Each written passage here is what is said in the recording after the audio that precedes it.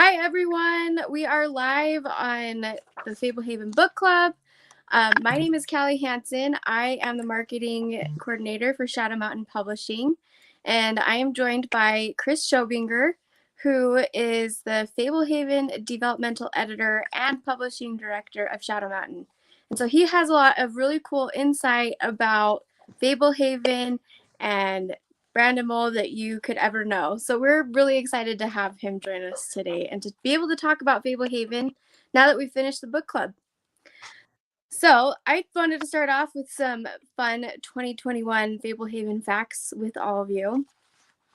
And the first one is there are 5 Fablehaven books, and there's an additional 4 Dragon Watch books, which is the sequel series of Fablehaven.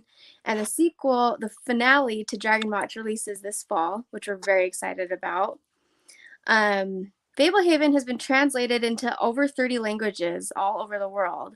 So if you're one of the lucky people who has a Fablehaven book in a different language, you're amazing. And the Fablehaven series is really cool because there are some additional books, like the Caretaker's book. Can't remember what the title is off the top of my head. Is this one, Callie? Yeah, The Caretaker's Guide to Fablehaven. That is a real fun book with some fun artwork from Brendan Dorman. If you don't have that, you should definitely get that one. We also have the Fablehaven Book of Imagination. And that one has a bunch of, like, you can draw in it, and you can write in it, and you can create your own magical preserve. Callie, my favorite is the Mad Lib that's in here. Yeah. Fun. The Mad Libs are so fun. And then coming this May, we actually have a new, exciting collectible Fablehaven book called Legend of the Dragon Slayer. And you'll have to watch this page for more information about that, but we're very excited to share that story and bring it to the Fablehaven world. So if you have any questions throughout the duration of this live, feel free to post a comment, and we might have some time to answer your questions at the end. But before we get into that, I wanted to ask Chris some questions about Fablehaven now that we finished reading the book. So I wanted to know, Chris, what was your initial reaction after you finished reading Fablehaven for the first time? Well, I can tell you that after I received it, well, in fact, I was expecting it because I had previously met Brandon after he had submitted a previous title. And although I ended up rejecting that, I loved his writing, his world building, everything that he was doing. And so I asked him, what else do you have? Right. And he said that he had a short story that he could develop into something bigger. And he told me that it was a story about, this preserve that held mythical and magical creatures, sort of like how Jurassic Park is for dinosaurs. This Fablehaven world is for mythical and magical creatures. That was pretty much his pitch. And I was like, I love it. Send it to me. I love to read it. And so I think it was like 4 or 5 months later, the manuscript showed up, and it wasn't called Fablehaven at the time. Brandon didn't have a title for it yet. He threw just a jumble of words on the cover that that was clearly just a tease, but and then later we came up with Fablehaven, but my initial reaction was just pure delight. Right, it was exactly what he promised, and again, the world that he had created was just fantastic, and it was the type of thing that as you're reading chapter to chapter, and the story's building, and the it was what I was looking for at the time. It's perfect. I I was really young when Fablehaven came out. So I was 12 years old and in Okay. 6th grade when that came out. So that was my first introduction to Fablehaven. So like tell us in the comments like what your first introduction to Fablehaven was, because we would love to hear all your stories about those things. Do you have a favorite quote from Fablehaven Book 1? Do I? Boy, so many good ones. You know, I think I've seen this in some of the discussions earlier, but it's one that I've always liked, and it's because it's the type of thing that you can apply in your everyday life, and something that I actually printed this off at some point, and I loved it so much that I put it inside this Fablehaven Book of Imagination, and it's this one: making mistakes. Making mistakes is part of learning to choose well. Right, that's by Right. Patton Burgess. But then the other one that I loved is let's see if I can find it. Is this one here? Well, And if you can't find it, that's okay. yeah, but it was sort of the same sort of principle that how we learn from our mistakes. Yeah, learning from your mistakes is so important. And I feel like that's such a huge theme in Fablehaven 1, because you've got Kendra and Seth that are like just being introduced to the world of Fablehaven, and not only that, but like they're learning to face Stan's many tests that they don't really know at the time are tests. Right. And there was one question I had that I thought would be interesting. Like, what do you think would have happened to the story if Seth or Kendra had failed Stan's tests? Well, it would have been a short book. Oh yeah, definitely. Yeah, I mean that's part of the magic of the book. I mean, we read in the book that they had done this before, right? For other family members. I don't know if I can't remember if they're specific on what grandchildren those were, or what relatives those were, but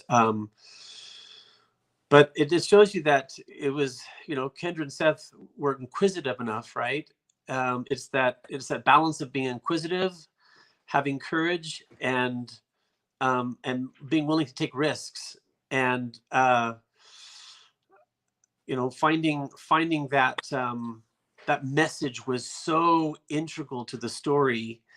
In fact, I don't know how many of you know this, and maybe you've discovered it already, but that drink the milk was so pivotal and so critical that I wanted it to be this aha moment for readers at the end of the book.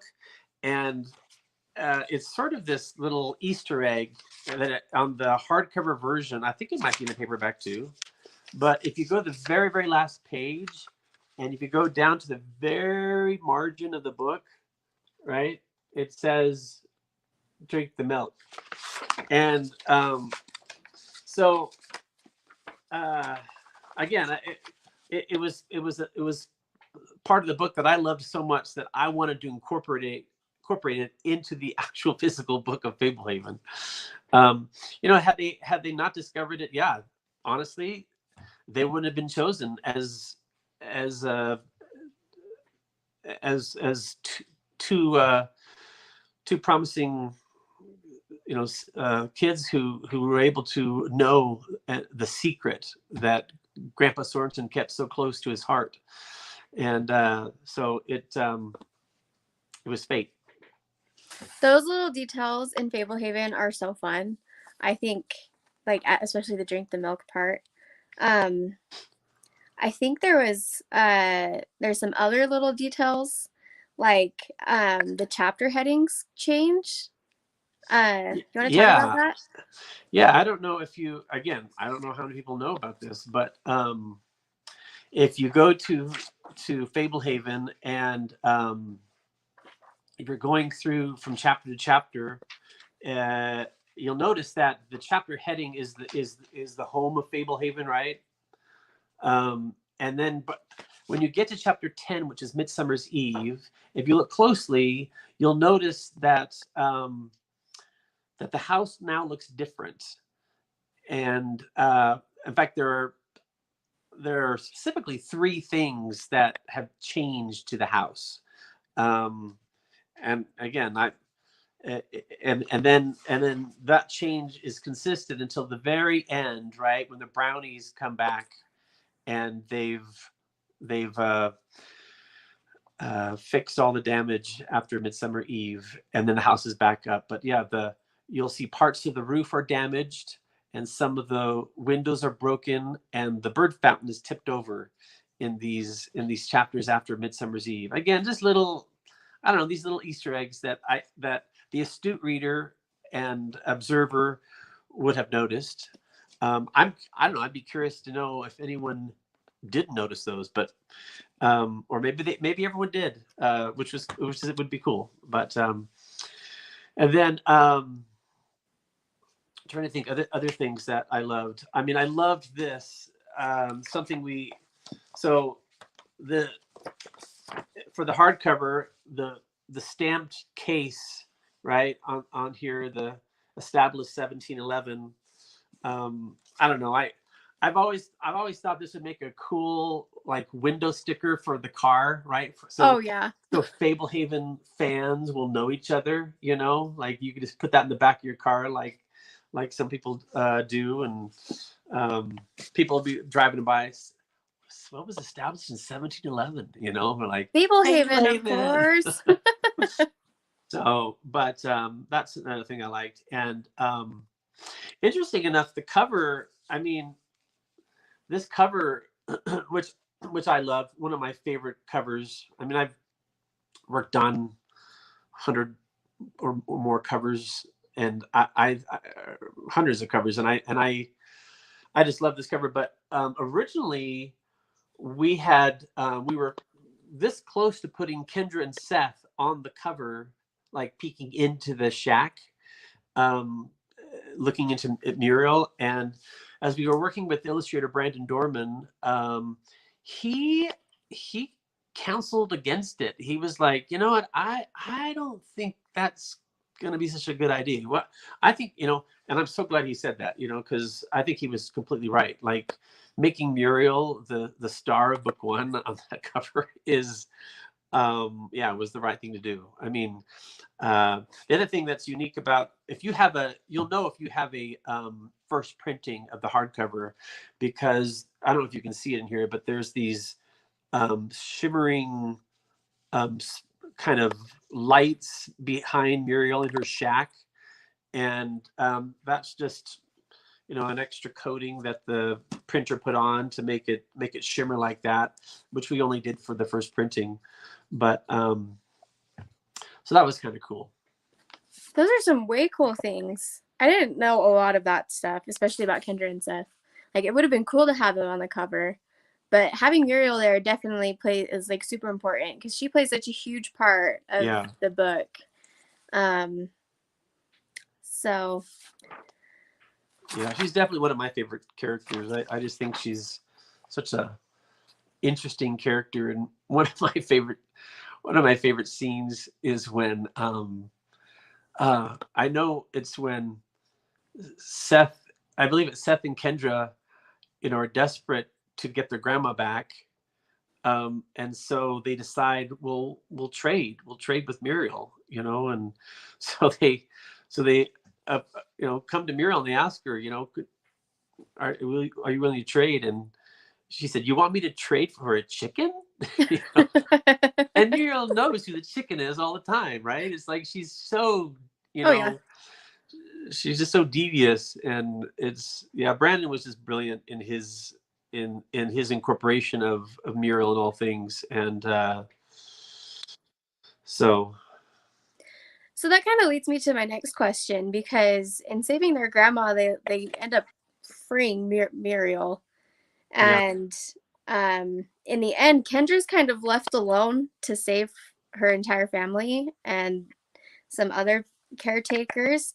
And so I was wondering, like, if the situation were reversed, like if Kendra had been captured and Seth was left alone, what do you think Seth would have done to try and save his family? Oh boy, that's a good question. Well, we know he wouldn't have been protected, right? Like Kendra was, just purely because of her choices. So more than likely, he would have died. He wouldn't have had, Probably. right. He wouldn't have had those foundational protections based on the Fablehaven Treaty. Uh, I mean, Kendra, because of her purity, for lack of a better term, was given that protection. But Seth is crafty enough that, I don't know, he would have done something, right? He would have figured out something, I think. And but I Kendra don't was know. meant to be the star of book one for sure, right? I mean, Oh yeah. she really was born to be the star of that book one. But look, Seth wouldn't have been able to call a fairy army. Let's face it, right? No, definitely not.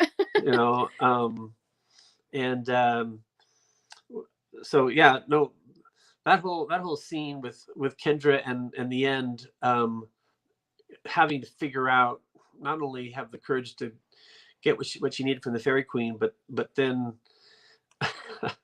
I mean, Brandon's description is just, again, just pure brilliance, in when Kendra has to get the blood from the giant milch cow, right? Yeah. And it was like, yeah, when I was reading that for the first time, I'm like, no, no.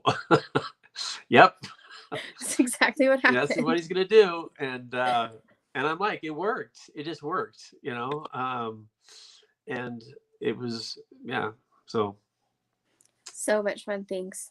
So if any of you watching have some thoughts about what Seth might have done, let us know in the comments, because we always want to hear what other people want to know, and what they think.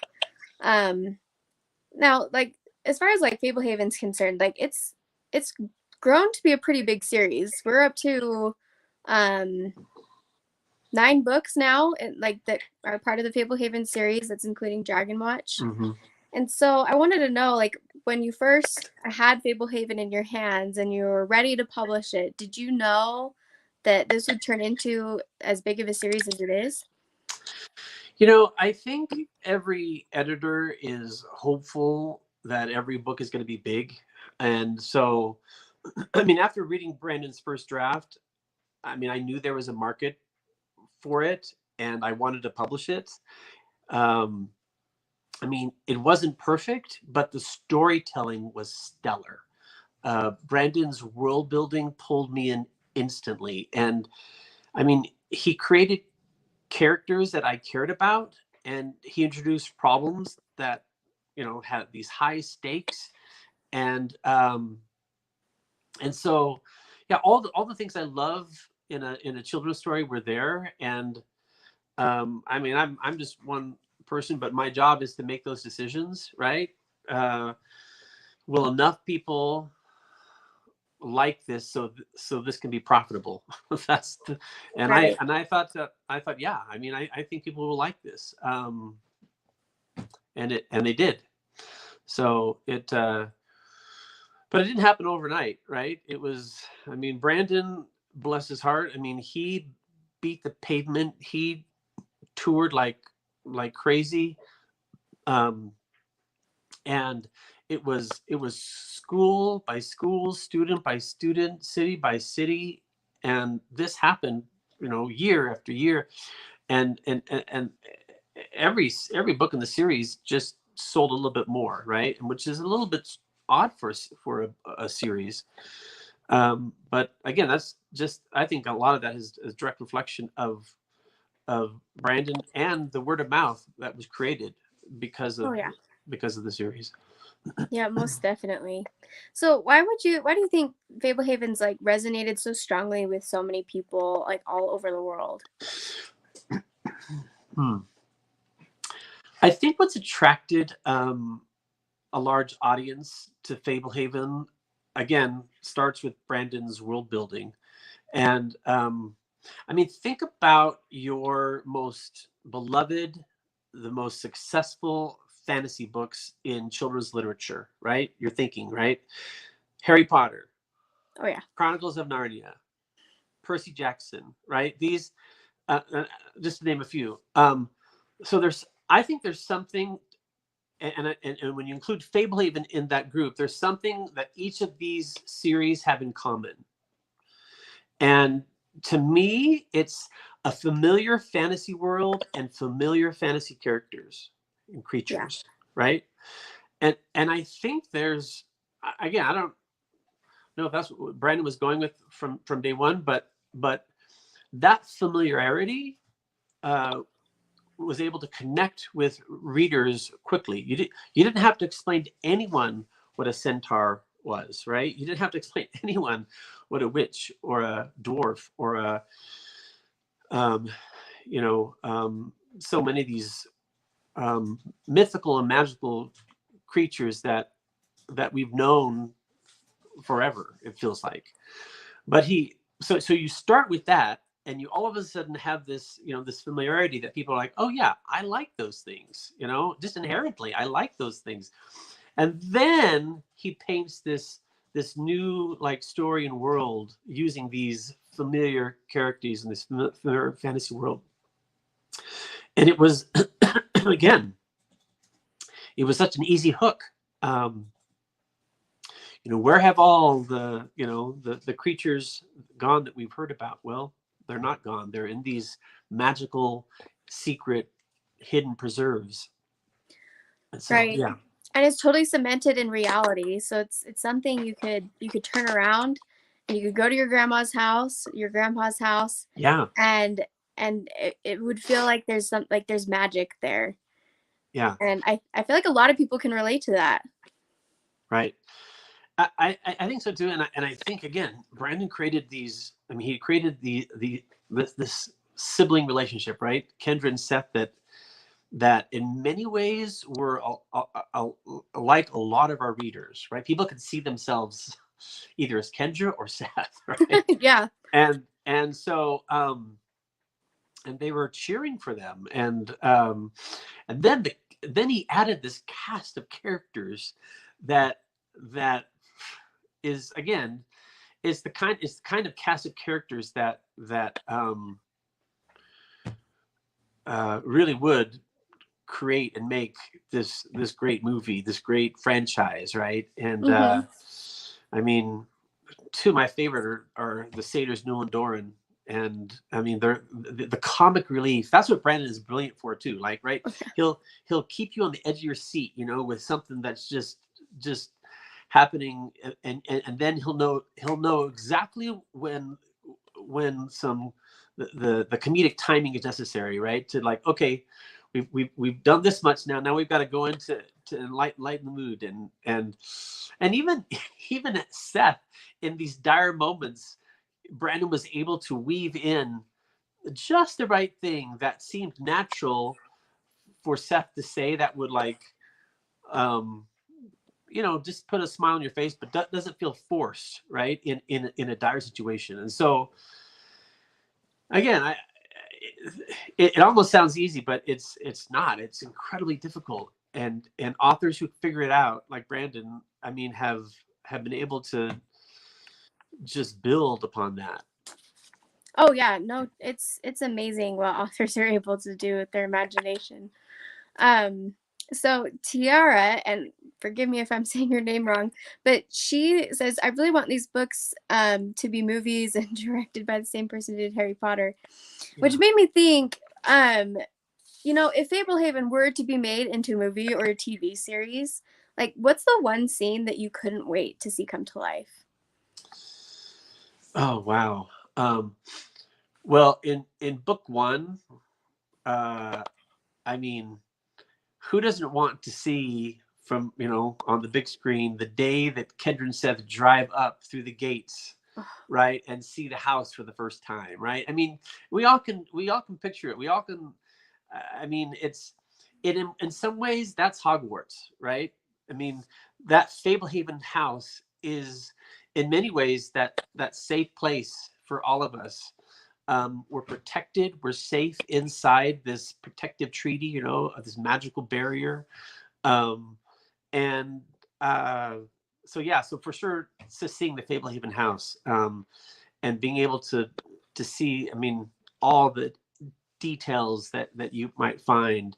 Um, and then the other thing for me for book one would definitely be the final battle scene at the end, right? I mean, to see Bahamut come alive and to see these giant fairies attacking and these demons swarming, and I mean, I think that would be kind of that final battle scene in Lord of the Rings that is so epic. I mean, Right. I see it that it could be that for Fablehaven, for sure. And so, yeah, someday I truly believe a movie will be made. And I mean, we've had interest from those who want to create a movie, and what we want more than anything is to make sure that when a movie is created, that it's a good one, that is truly reflective of the brand that we've built, and that the story that Brandon has written, right? um I mean, Brandon has said he'd rather not have a movie made if it can't be done right. And I think fans would agree 100%. So um we've had, again, some offers, and some things have been close to being made, and then it just things didn't seem right, and didn't work. And we're in that situation again right now, where uh, the film rights have been optioned again, but we've been down this road a few times now, so we're not holding our breath. We're just waiting to make sure that the right team, the right, I mean, there's actually a screenplay has been written that Brandon has approved, right? And so, um, if that screenplay can be made into a movie, boy, I know Brandon would be thrilled. But it's all about the execution and getting the right team and this right studio and the right directors and everybody on board. And when that happens, there's no doubt it'll be a great movie. But for sure that if and when that happens, Brandon will be the first to tout about it on his social media channels, and Of course. and it will be, yeah. I have no doubt that Fablehaven fans across the country, across the world, will spread the word. Oh yeah, definitely. Um, so now a lot of people seem to be discovering Fablehaven and Dragon Watch for the first time as we've got the new sequel series wrapping up this year. So, is there anything you would say to people who perhaps are reading it for the first time and just now getting into this series? um, well, I mean, the fact is, Fablehaven and Dragon Watch, I mean, it isn't for everybody, right? There isn't. I don't know if there's any book that's for everybody. Uh, but boy, if you love just that foundational fantasy story with all the creatures and characters and something that's magic filled, I mean, this is the story that I think that has and does resonate with both male and female readers. And Brandon has said from the very beginning that he wanted to write a book that would be something that he would enjoy as an adult. And and that's why in many ways it really does cover the same market as Harry Potter, right? I mean, Harry Potter technically is a children's book, right? It's in the Mm-hmm. children's section at your local bookstore. But if you looked at the audience, you would see the demographics go much higher than a children's book. And I think it's just because the story, Brandon's written a very sophisticated story, as well as something that can be very family friendly. And so I would tell readers to just buckle up and enjoy the ride, because yeah, it's unique and special story. I've read and edited and acquired, more manuscripts than I can count, and Fablehaven will for sure always have this sweet spot in my heart, and just seeing what it's done and what it will do. I mean, certainly this is the type of book that will be around for a long time, and it will just continue to gain traction. But I mean, when Brandon finished Fablehaven, I mean, we didn't know if there'd be any more at the time, right? We always thought, well, maybe, but he had other things and other cookie jars he had his hands in, and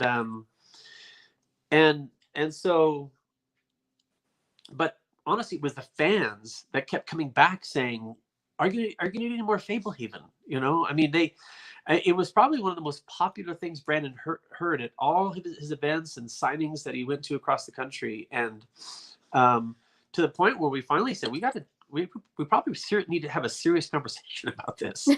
I mean, we think there is an audience for more books surrounding this Fablehaven universe, and so when he eventually developed the storyline for Dragon Watch, it's why on the top of Dragon Watch you see a Fablehaven adventure, and we wanted to make sure that fans knew that this is an immediate tie-in to the Fablehaven, to the original Fablehaven series. So it's, if there's one thing about Fablehaven that I can tell you, that is that reading it once, or I should say reading it the second time, might be even more exciting than reading it the first time. And I know that seems odd, but I've heard this time and time again from fans, like where they can read it again and again and still feel the same excitement. And that is just the reflection of a good storyteller, right? It's like, so again, Brandon tells fans all the time, if you love my stories, please tell other people, right? It's what keeps him employed, honestly. It's what allows him to keep writing and to keep doing what he loves, and doing what he was born to do.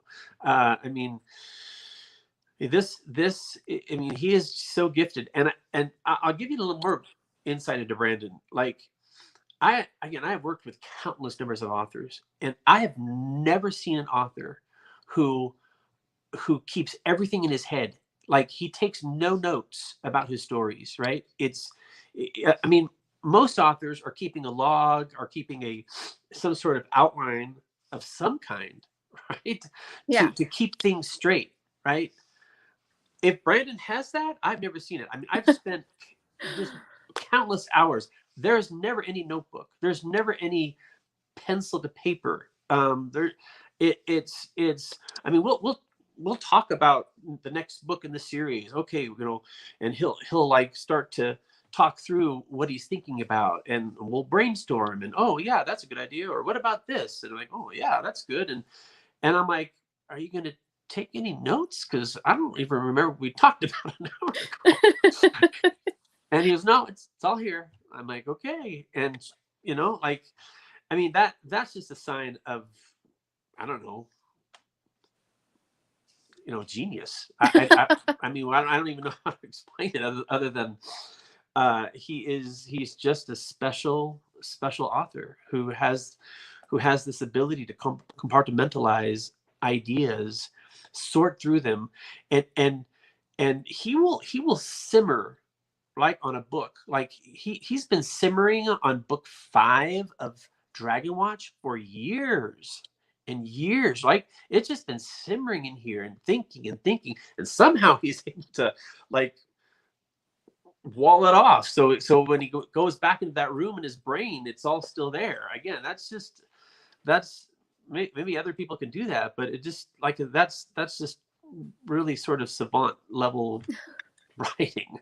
No, And yeah. thinking. So there's a reason why he's very successful, because his writing is great and people love it.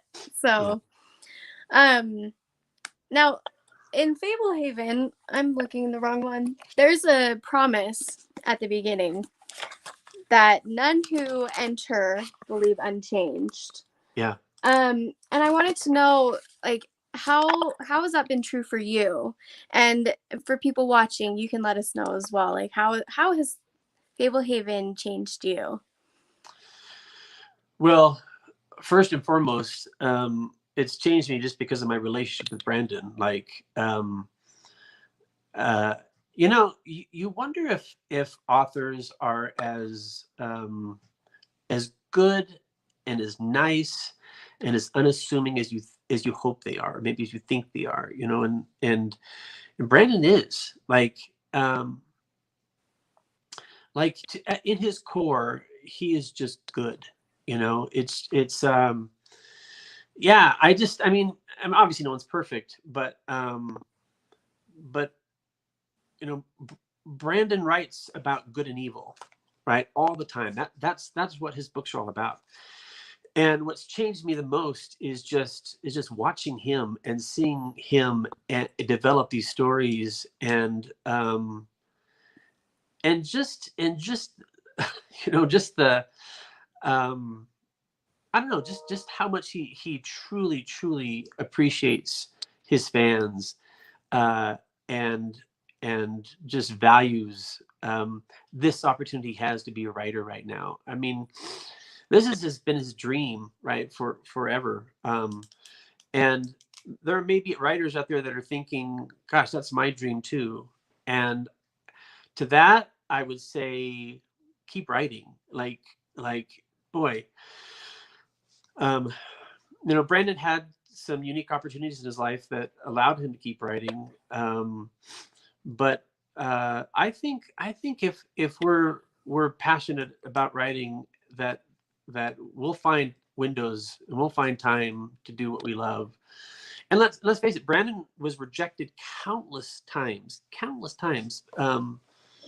before, well, frankly, before a manuscript that he wrote came to me, and then I rejected him. Right, I rejected the manuscript he brought to me, and that manuscript was a very old and early version of Beyonders, right? And I again, the reason I wanted to see more, because I loved what he had written in that early version of Beyonders. It just wasn't the story that I was looking for at the time.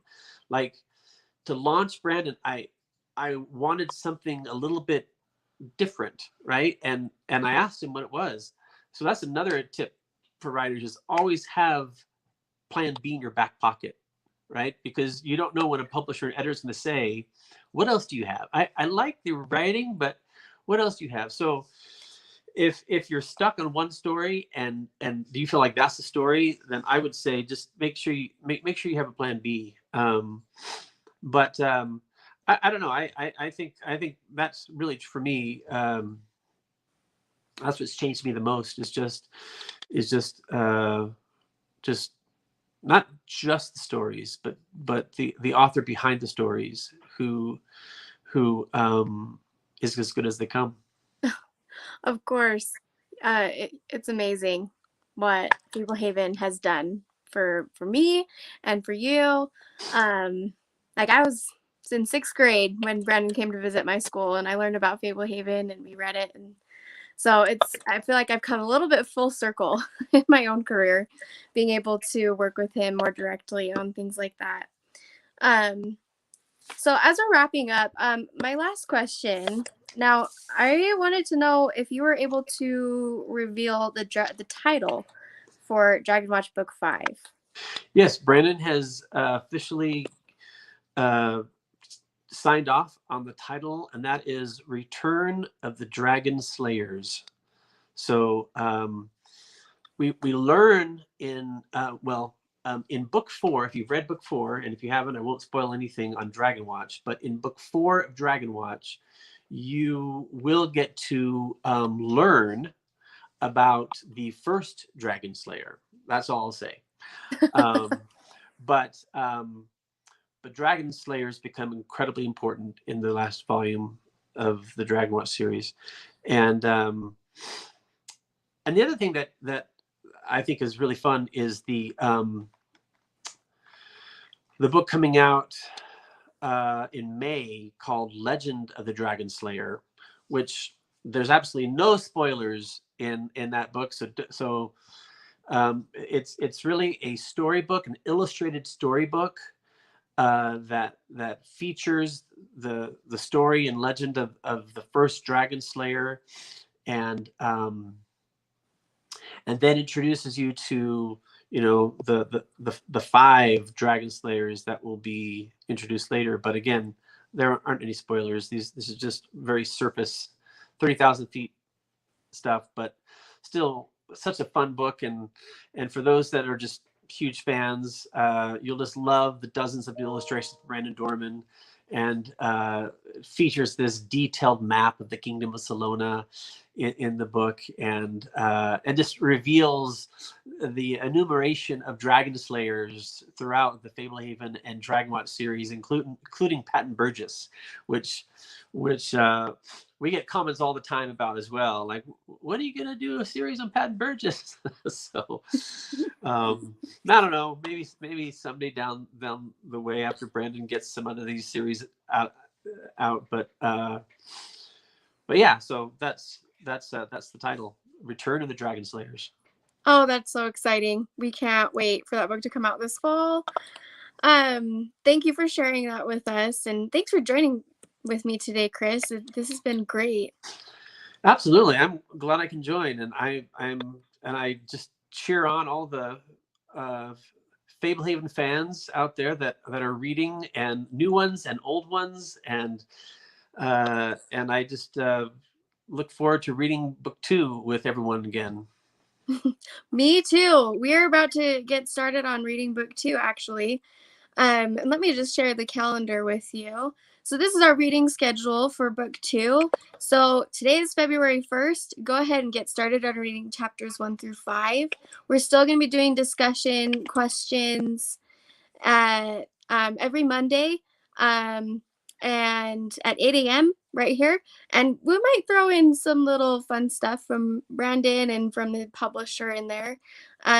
Here's another look at the calendar right here, so you can see the different weeks. And we have this on our Fablehaven Book Club page on our Facebook page. So if you haven't joined that page yet, please do. We have a bunch of fun things on there. And then that is it from us. So we will see you all later. Thanks for coming.